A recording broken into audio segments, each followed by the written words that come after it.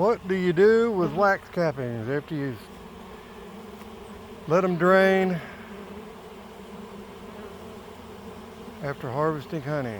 Well, this is what you do. I put about, I don't know, 5-gallon bucket in there. As you can see, you can't hardly see the cappings for the bees. That, my friends, is what you do with wax cappings. And once you get done with it there, once they get them all cleaned out, we'll walk right over here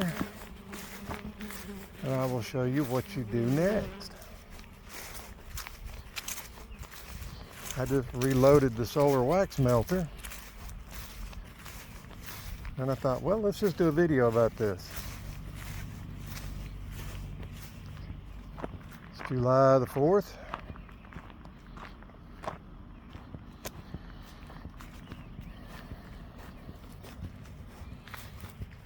And there is some wax cappings from last year that I found, maybe a year before last. I found in a 5-gallon bucket in the workshop when I was cleaning up.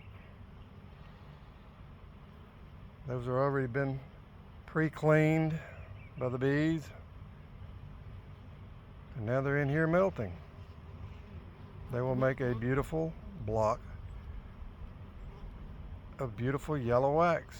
I'll try to remember to link the video where I show you the full process of doing this, but I come out here every hour or so and keep adding to it. Thanks for watching Woolly Bees.